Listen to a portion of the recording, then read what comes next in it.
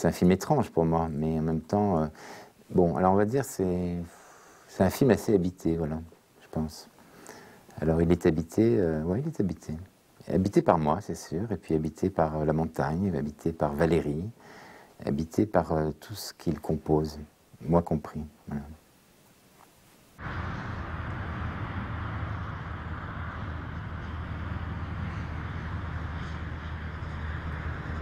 Je suis déjà venu ici, il y a 20 ans.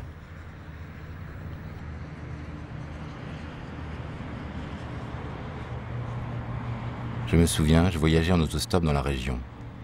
Je faisais aussi des petits films en Super 8.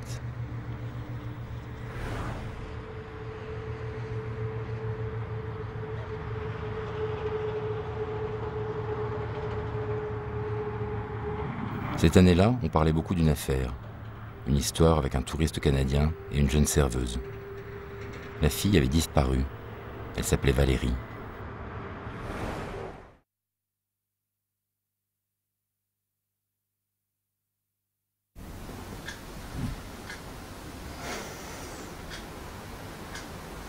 Il y a 20 ans, moi j'en avais 18 déjà. Et très honnêtement, c'est très vague comme souvenir. Et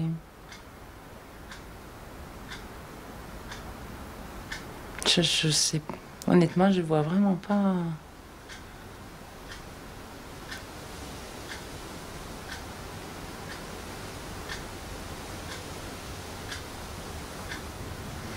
Je vois pas comment je peux vous aider, comment je...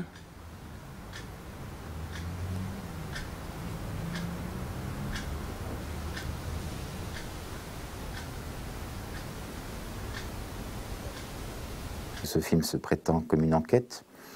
Une enquête, en principe, on parle d'éléments avérés qui restent, qui ont été archivés, ou qui ont été souvenus par des témoins, et on va refaire un parcours. C'est le principe un petit peu de l'enquête policière, on va dire, au niveau du documentaire. Moi, ce qui m'intéresse, c'est faire ça, mais quand on sait très très peu de choses.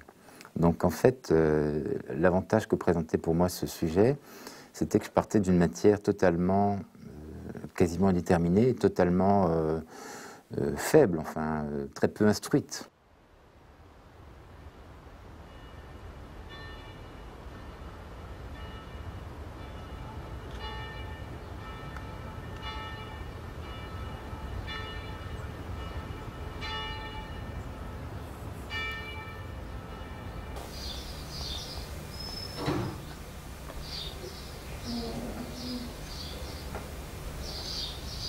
Mais cette fille, vous savez pas si c'est une fugue non plus. Peut-être que c'était son choix de toute façon. Hein. Quand les filles, elles partent, c'est leur choix. Hein.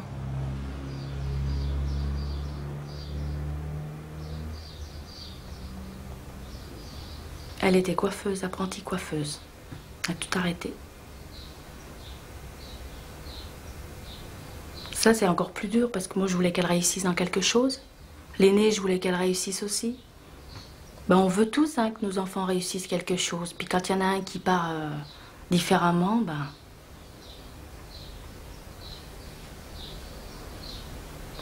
Voilà.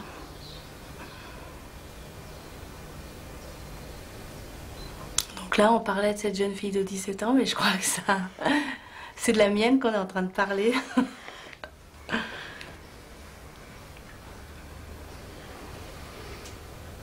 Et ça commence comme ça, le film. J'arrive dans un endroit, il y a un hôtel, dans un endroit perdu. Et il y a qui dans l'hôtel? Il y a des serveurs, il y a un plongeur. C'est en plein hiver, il n'y a personne, on est les seuls clients, il y a un plongeur.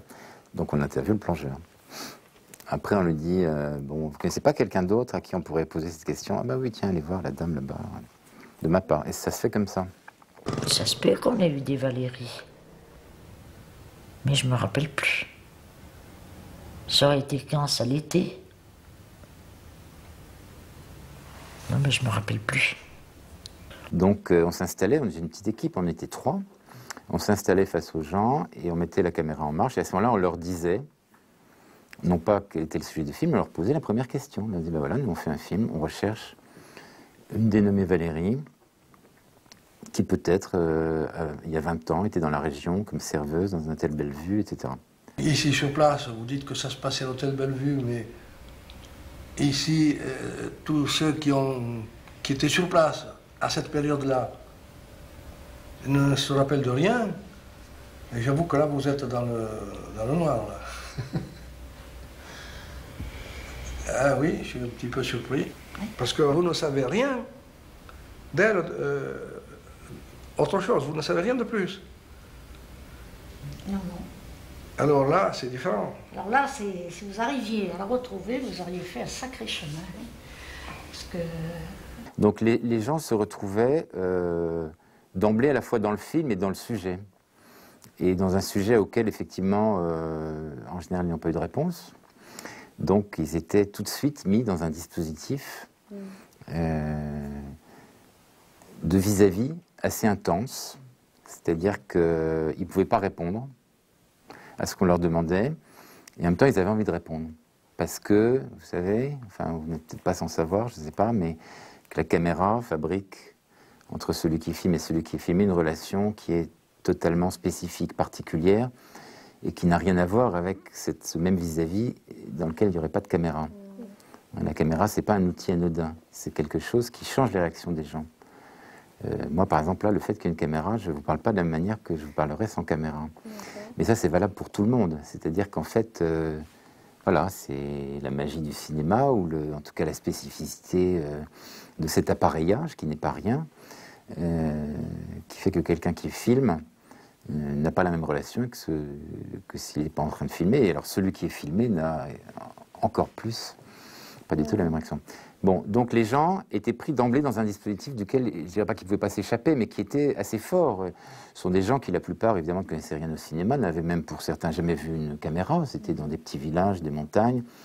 Les gens n'avaient certainement jamais été filmés, ça c'est sûr. Ils se retrouvaient tout de suite face à quelqu'un en train d'être filmé, avec une question qui leur était posée à laquelle ils ne pouvaient pas répondre.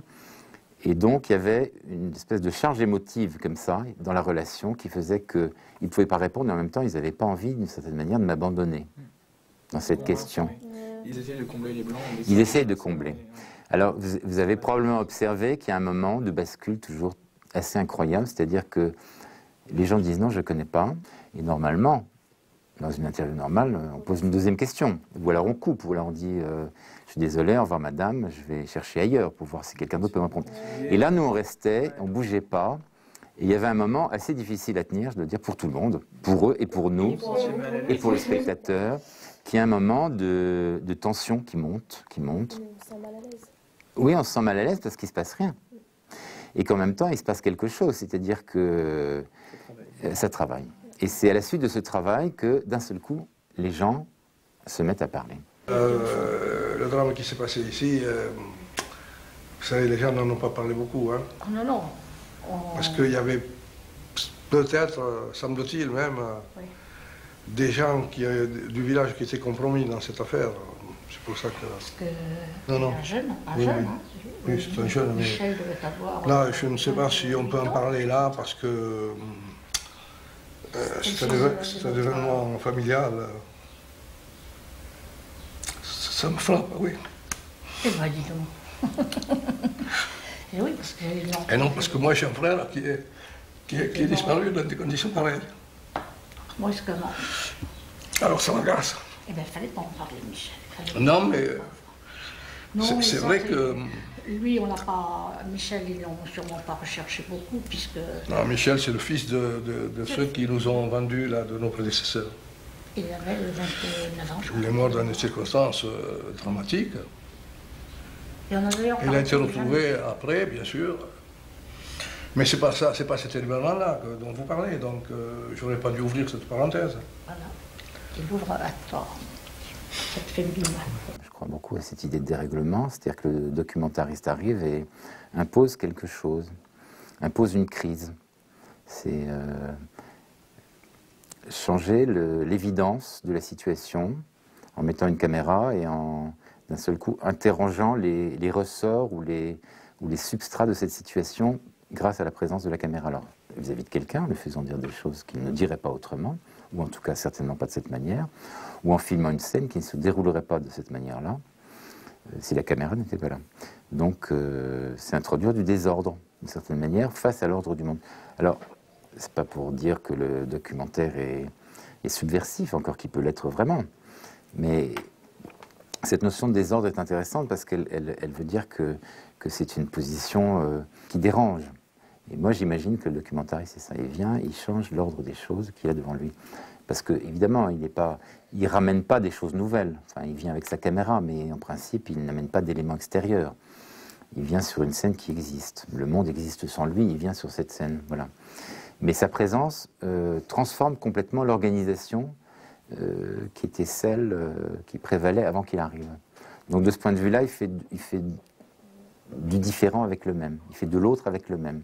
Il prend les éléments qui existent, mais il les bouleverse, il les transforme, il les met en crise, il les désorganise de telle manière à ce que tout se présente autrement.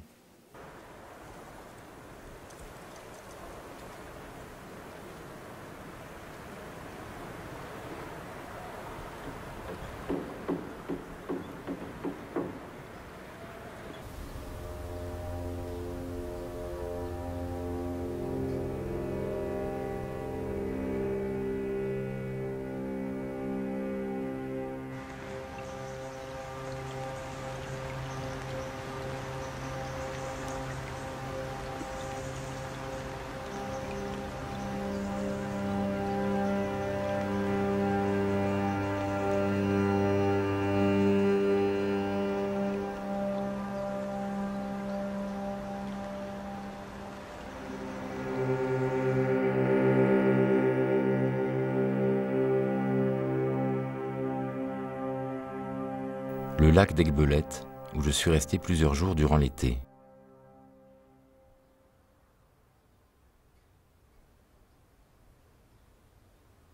Un documentaire, c'est un objet fabriqué. C'est un artifice au sens où c'est un objet artificiel.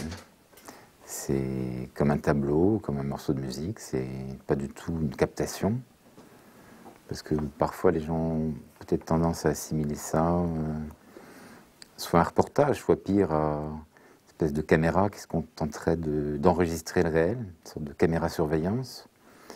Et le documentariste serait, voilà, qui se promène incognito avec sa caméra sur l'épaule, qui se dissimule dans les angles du réel pour filmer ce qui se passe à l'insu de tout le monde.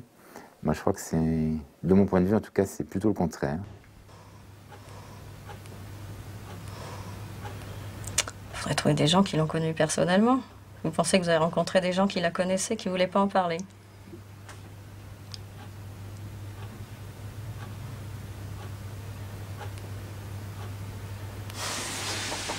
Ah, ce qu'il y a de sûr, c'est que si c'est réellement en station que ça s'est passé, c'est pas étonnant du tout que la chose puisse être complètement occultée.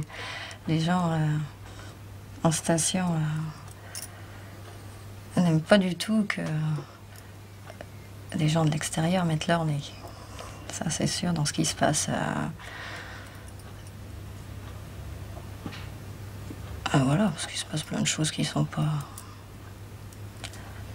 Comment?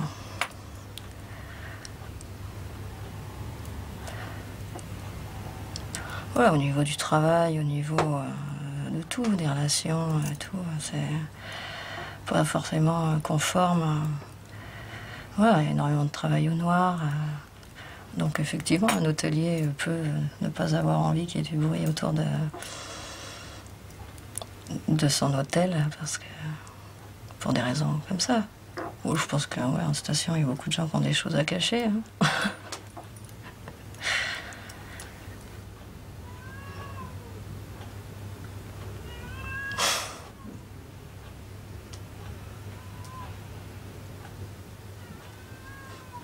Si c'était fabriqué comme avec des comédiens, il faudrait que ce soit des très très bons comédiens. Voilà, justement. Mais c'est vrai qu'on m'a quelquefois posé la question. Il y a des gens qui, voyant l'intensité des personnages et l'espèce de force avec lesquelles ils énonçaient leurs propos, se sont dit que premièrement c'était des textes écrits et deuxièmement c'était des comédiens. Ça aurait pu être de très bons comédiens. Voilà, mais des très bons comédiens, je pense, parce qu'en fait, on parlait tout à l'heure du docu-fiction, le docu-fiction qui quelquefois justement met des propos du documentaire dans la bouche d'acteurs, hein, c'est souvent ça, les scènes de fiction, de docu-fiction. Moi, j'y crois jamais. C'est peut-être parce que les comédiens sont pas assez bons, mais ils sont toujours moins bons que ce que disent vraiment les gens. Non, non, il n'y a pas d'acteur. Donc tout ce que je vous dis sur les documentaires qui réorganisent le monde, ça ne veut pas dire pour autant qu'on est dans un studio avec des comédiens et des textes écrits, il n'y a pas de scénario. Non, justement, il s'agit de prendre ce qu'on a, et avec ce qu'on a, de le retourner, bousculer, transformer, manipuler. Et de donner... manipuler au sens strict du terme, c'est-à-dire que manipuler, oui, on transforme des choses avec... Comme on fait bouger avec ses mains des éléments, de la glaise qu'on transformerait d'une forme, on tirerait une autre forme, mais c'est pas une manipulation au sens pervers du terme. C'est pas contre les gens, c'est pas... Le fait de monter certaines scènes d'une certaine façon, de filmer... Oui, mais ça c'est le propre de... Oui, ça c'est le propre de tout film quel qu'il soit. Voilà, qu'il soit documentaire, fiction... Voilà, non mais ça s'appelle pas de la manipulation, ça s'appelle du montage. Mais c'est vrai que de toute façon, dans une salle de montage, on a des éléments dont on garde ce qu'on veut, on coupe quand on veut. Dans la fiction, ça se fait beaucoup. Vous mettez quelqu'un en contre-champ, comme s'il était vraiment en train d'écouter la première personne qui parle, et en fait, il était, ça se trouve, tourné 3 jours après. Donc, il vous fait croire. Voilà, c'est l'art du cinéma. Ce qui veut dire qu'encore une fois, que le cinéma, c'est pas la reprise du réel, c'est une fabrication pour donner une sensation de réel. Enfin, en tout cas, dans la fiction. Mais au prix de tous les artifices. Hein. C'est-à-dire que le sentiment de vérité, de réalité de la fiction, il vient par l'artifice. Mais en documentaire aussi, il y a quelque chose qui est comme ça. C'est-à-dire que moi, les documentaires où j'y crois vraiment, où je pense qu'il y a quelque chose de très authentique qui est entendu, qui est véhiculé, c'est en général des documentaires qui ont été très fabriqués. C'est certainement pas de la vidéosurveillance, et c'est certainement pas de la caméra comme ça, en direct, où on attend ce qui se passe, parce que dans ces cas-là... il ne se passe rien. Et quand moi je vous dis que j'allume la caméra devant les personnages et que j'attends une non-réponse ou une réponse, bon, en même temps c'est un dispositif très très fort, ça. C'est pas de la vidéosurveillance justement, parce que c'est mettre les gens dans une situation cinématographique. Là, de cette jeune fille, j'en avais jamais entendu parler. On s'en rappelle pas. Non. Je me rappelais de ces 2 jeunes filles qui étaient... C'était par là dans la région, quoi.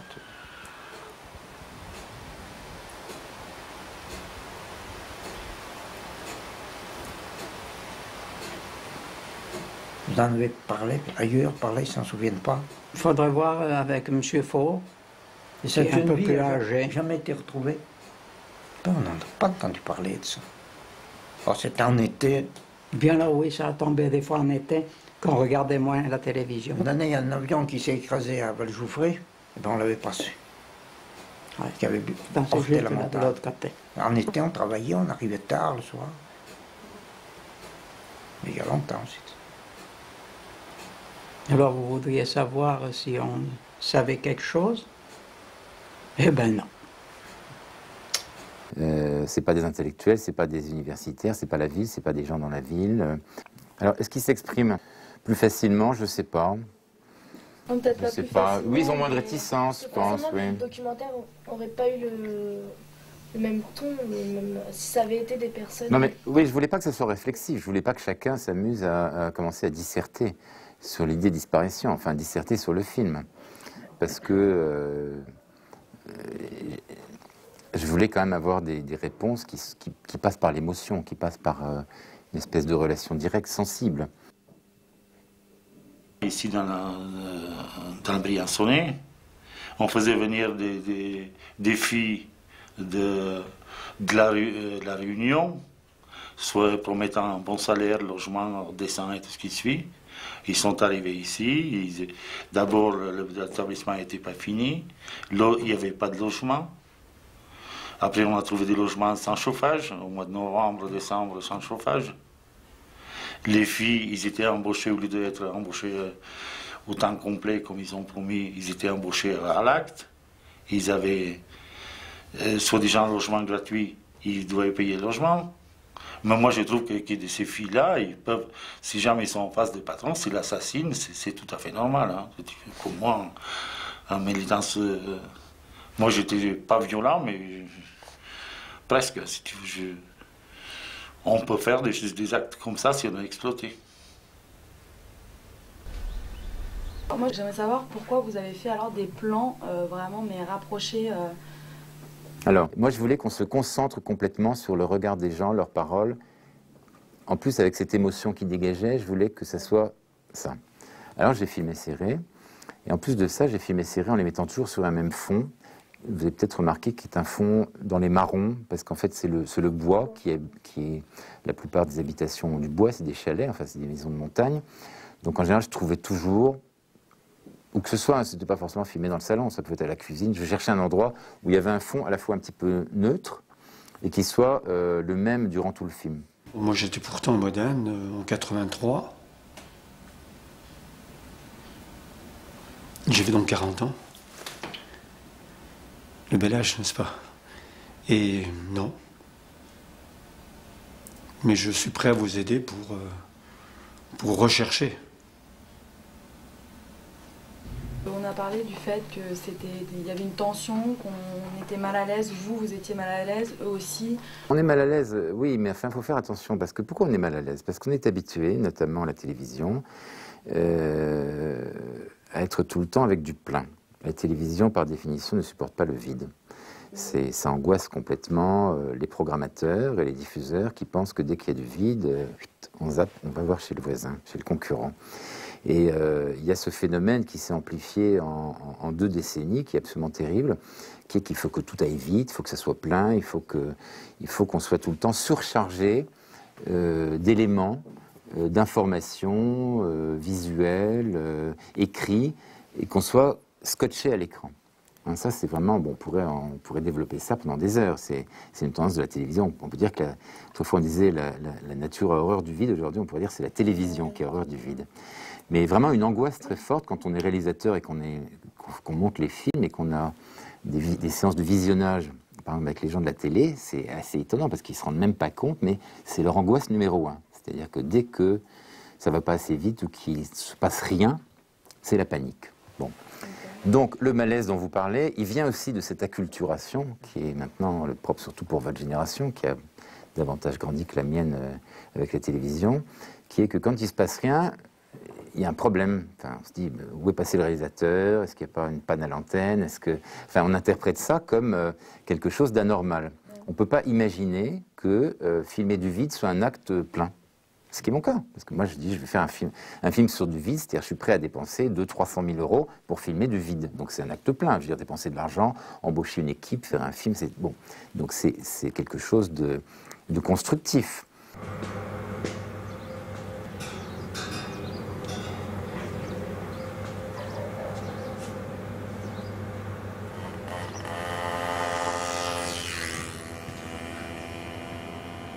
Je me rends compte qu'une jeune fille peut facilement disparaître dans la nature, s'évanouir, devenir invisible.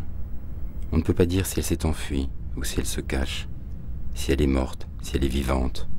Personne ne sait.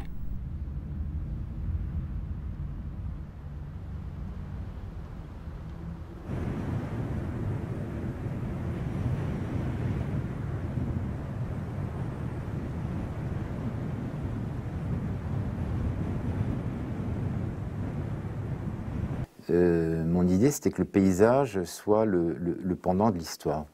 C'est-à-dire que le paysage soit hanté complètement par cette disparition et par la présence de Valérie. C'est un paysage dans lequel il y avait quelque chose qui n'est pas de l'ordre du mort-vivant, mais enfin, quelqu'un disparu est peut-être là, on ne sait pas.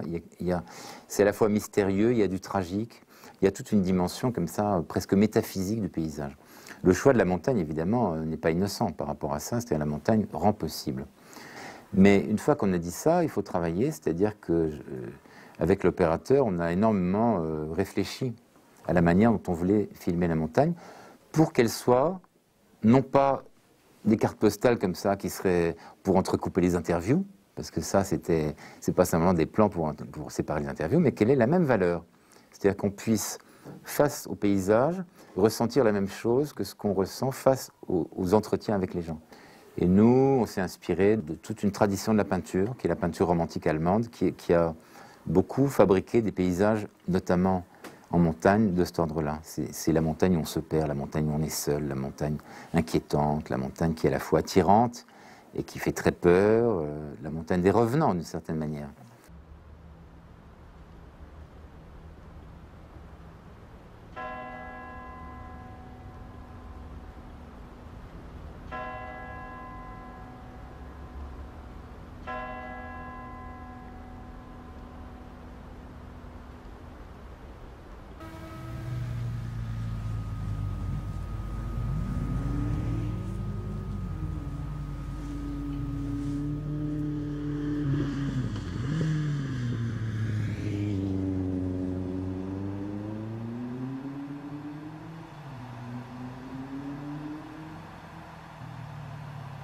Je pense aussi à ce Canadien dont on parlait à l'époque, écrivain, âgé de 40 ans.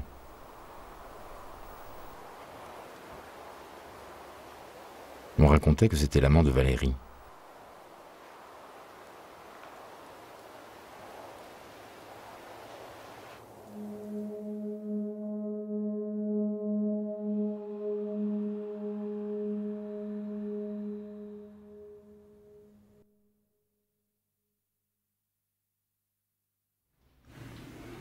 Je voulais qu'il y ait 3 paramètres dans le film, le Super 8, les plans extérieurs de la nature et puis les visages filmés. D'ailleurs, ont été tournés sur 3 supports différents, Super 8 en Super 8, les entretiens ont été tournés en vidéo et les paysages extérieurs ont été tournés en film, en support film. C'est-à-dire avec 3 éléments dont on va essayer de croiser les natures différentes, parce que c'est même en termes de chimie, enfin en termes de fabrication, c'est pas du tout la même image, hein, ça se voit comme ça, et en même temps de pousser chacun au plus loin de lui-même. C'est-à-dire que le paysage, fallait qu'il ait une valeur très forte en soi.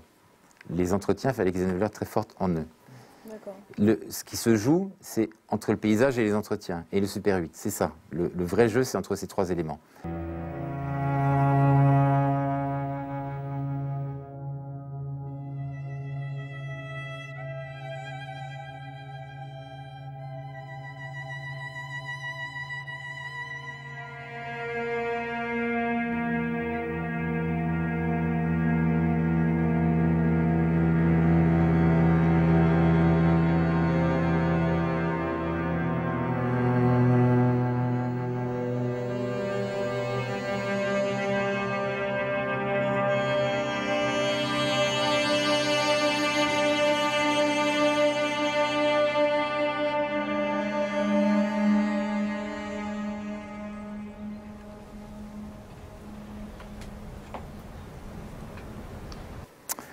Le Super 8, ben, je sais pas moi.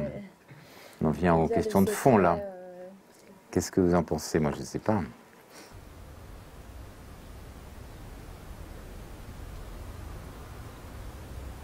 Cette année-là, j'ai entendu parler de Valérie dès mon arrivée dans les Alpes.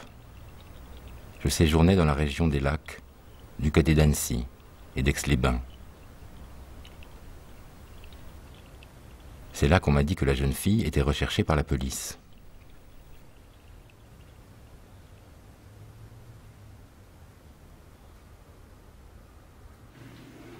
Elle n'est pas dans votre imaginaire, cette jeune fille?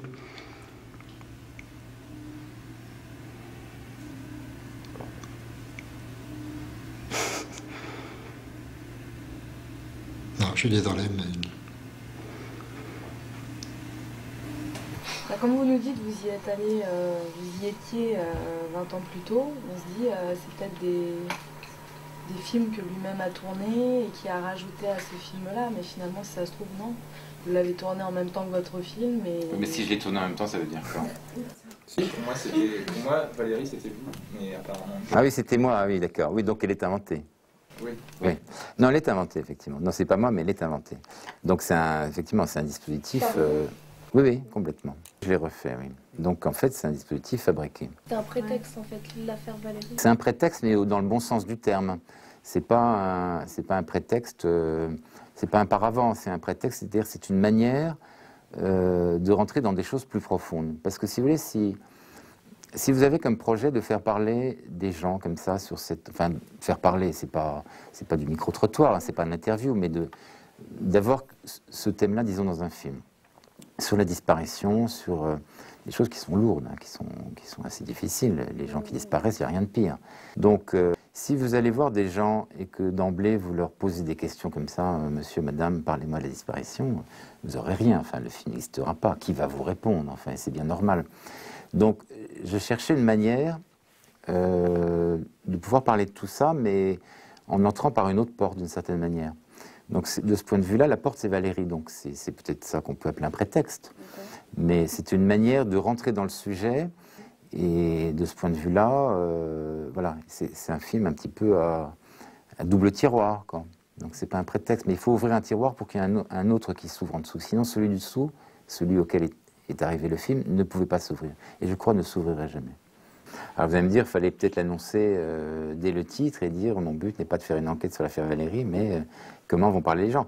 Bon, moi, j'avais envie que le film obéisse à la logique qui est celle qui a prévalu pendant le tournage. C'est-à-dire qu'on part sur une piste et qu'en fait, ce premier tiroir en révèle un autre qui m'apparaissait plus important. Que les choses n'avancent pas du point de vue de Valérie, ça, c'est, oui, encore une fois, c'était tout à fait prévisible. Enfin, moi, c'est pas quelque chose que je trouve préjudiciable ou qui puisse être interprété comme un échec.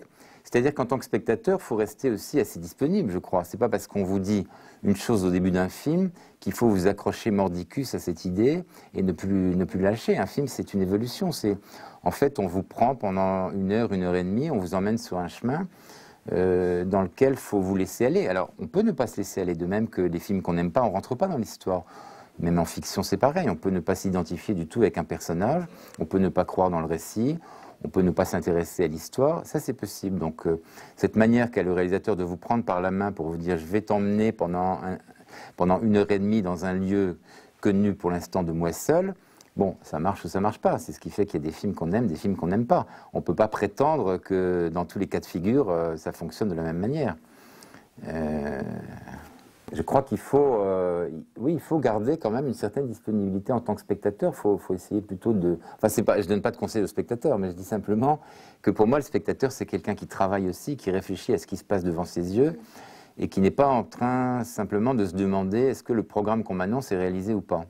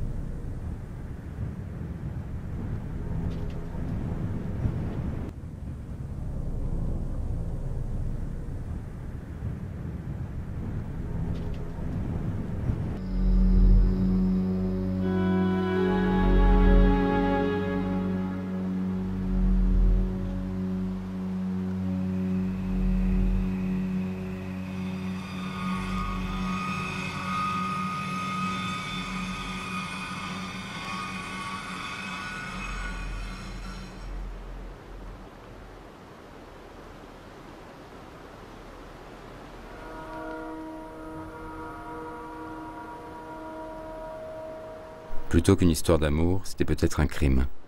Et elle se serait enfuie.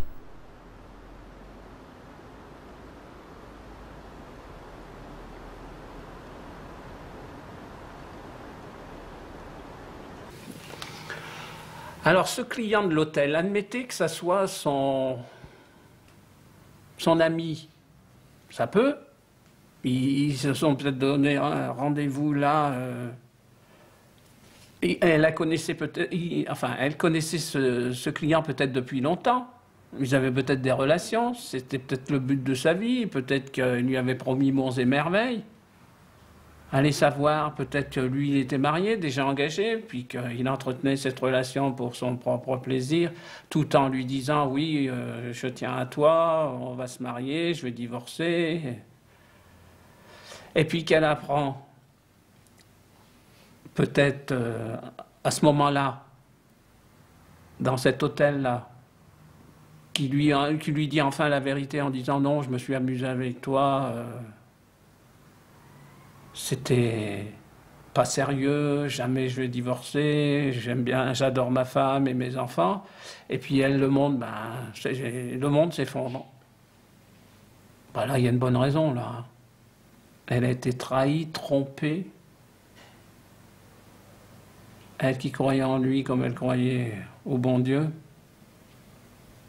Moi, je comprends, c'est un geste désespéré.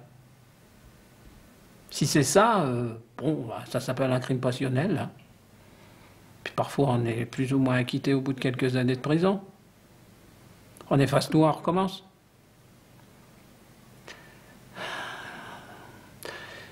On est parfois dans des états d'excitation ou d'angoisse, de haine, où on a du mal à contrôler ses sentiments.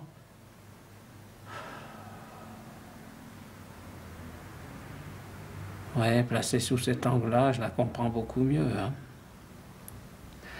C'est quand même l'effondrement, hein. C'est le néant, c'est le précipice, il est là, il est devant vous. Tout s'effondre d'un seul coup, au moment où vous y attendez pas. C'est vraiment dramatique. Hein. Puis on s'en remet pas. Hein. On s'en remet pas définitivement. De toute manière, l'être qui part fait partie de votre vie, et tant que vous vivrez, ça fera partie de votre vie. On ne vit pas avec le passé, c'est vrai.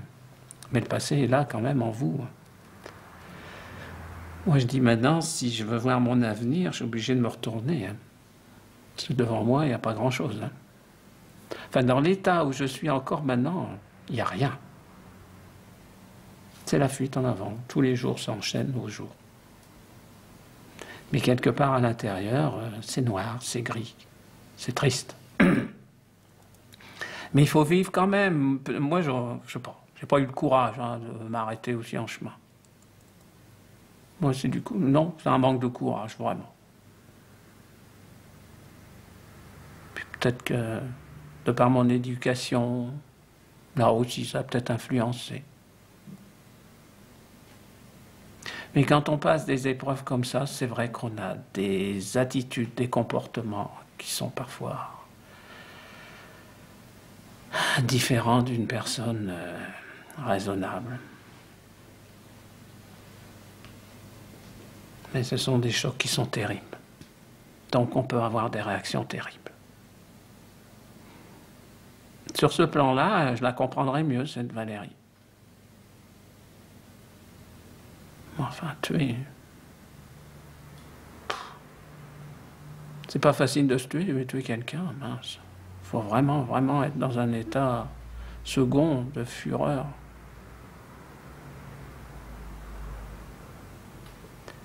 Mais on peut le comprendre. Quand on a passé par certaines épreuves difficiles, on peut comprendre que des personnes dépassent le raisonnable. Tout pris par leur passion, par leur douleur, peuvent commettre des actes répréhensibles. Ouais, je crois que tout un chacun est capable de le faire.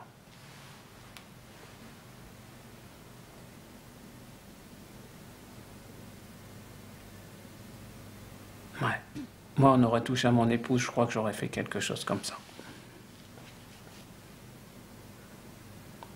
Ouais, je crois que j'en aurais été capable. Tant mieux, j'ai pas eu à le faire. Ah ouais, quand on tient à quelqu'un...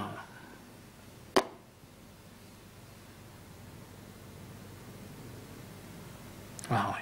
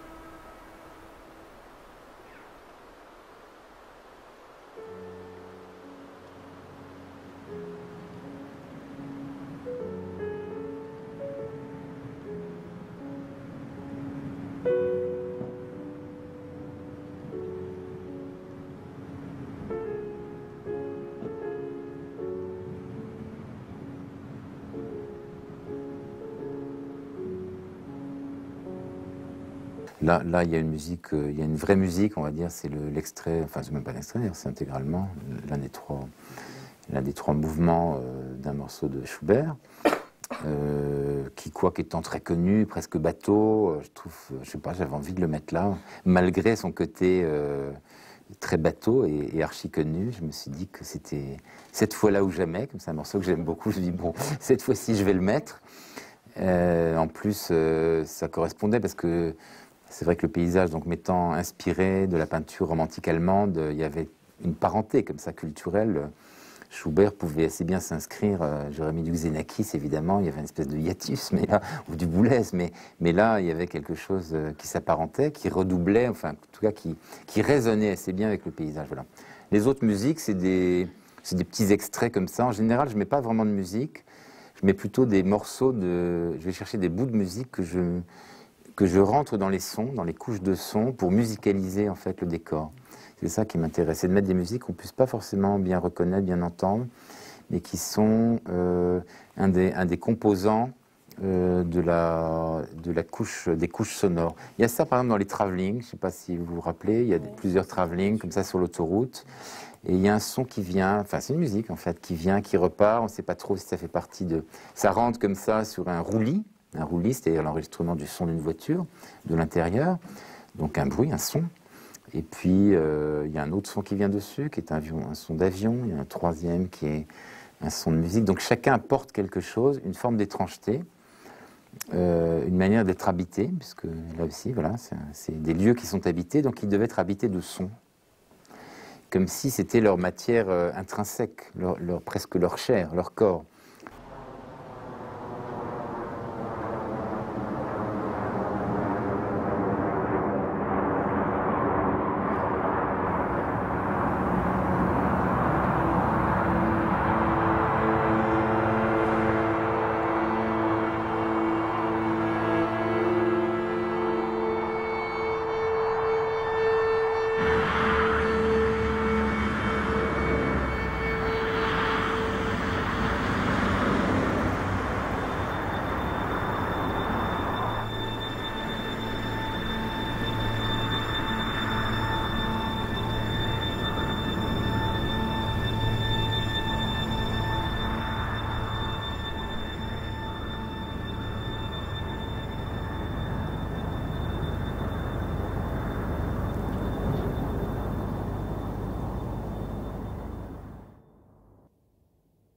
Et alors, est-ce qu'on peut dire que ce film est un prétexte pour parler de soi? Disons que dans le cinéma que je pratique, et c'est de pire en pire, je vais vous dire pourquoi après, j'ai un petit peu l'idée d'aller vers une forme qui serait aux confins de l'essai. C'est-à-dire que, bon, vous avez remarqué probablement avec ce film que je ne suis pas un fanatique du réalisme et du naturalisme. Raconter des histoires très réalistes ne m'intéresse pas beaucoup. J'essaie de m'interroger plutôt sur le rapport au monde qu'on peut avoir comme ça, à travers le passé qui revient vers nous, à travers une dimension hantée des choses, comment on peut être sur ce monde très réel et en même temps essayer de voir ce qu'il y a en dessous, enfin comment ça fonctionne. C'est un peu un cinéma qui travaille sur une forme d'archéologie, donc archéologie de notre vie à chacun. Donc forcément, mon expérience m'intéresse de ce point de vue-là parce que c'est plus simple d'interroger mon expérience que celle d'autrui. C'est-à-dire que à partir d'expérience qui est la mienne, je peux me demander comment fonctionne cette espèce d'archéologie sous mes pieds, comment tout ce monde qui était avant moi, qui est sous moi, peut revenir. Alors l'affaire Valérie, c'en est un exemple. J'ai fait un film sur ma famille aussi, qui est passé sur Arte aussi, où c'est un peu sur ce même mode. Là, je viens de finir un film que vous verrez peut-être un jour, mais il n'est pas encore mixé, mais il est fini, qui est un long métrage complètement autobiographique, qui s'appelle Une jeunesse amoureuse, c'est sur ma jeunesse amoureuse.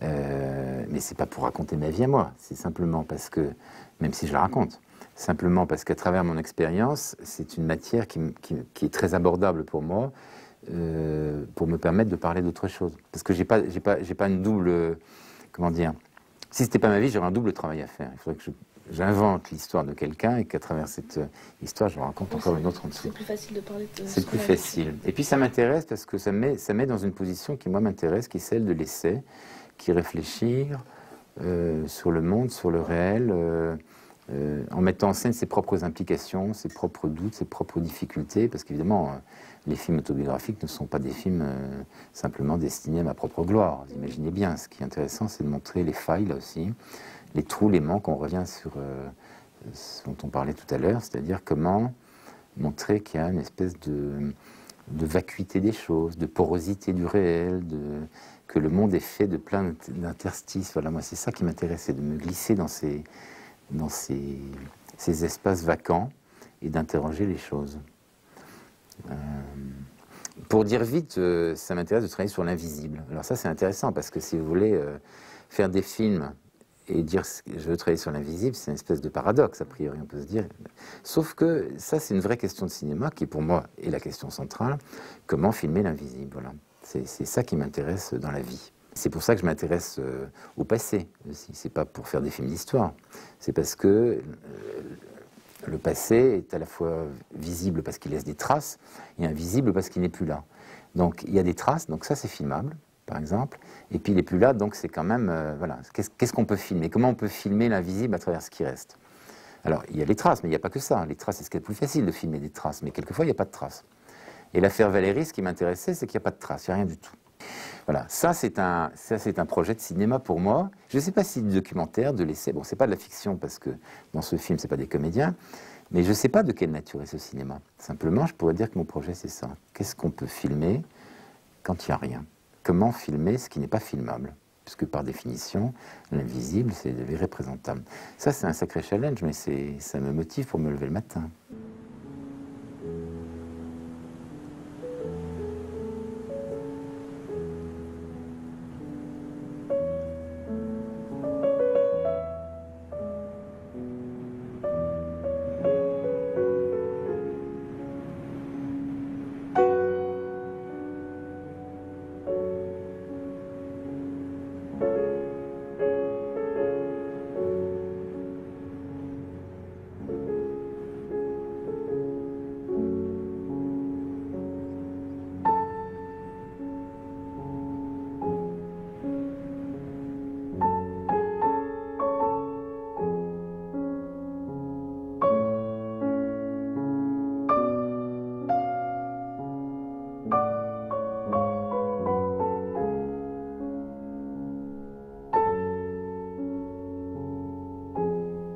Comment disparaît-on? Comment est-ce possible qu'elle n'ait pas laissé la moindre trace? Rien sur sa vie, aucun souvenir de son passage. A-t-elle même existé? C'est peut-être ce qu'elle voulait, justement, qu'on ne sache plus rien d'elle, qu'on finisse par douter, qu'on renonce.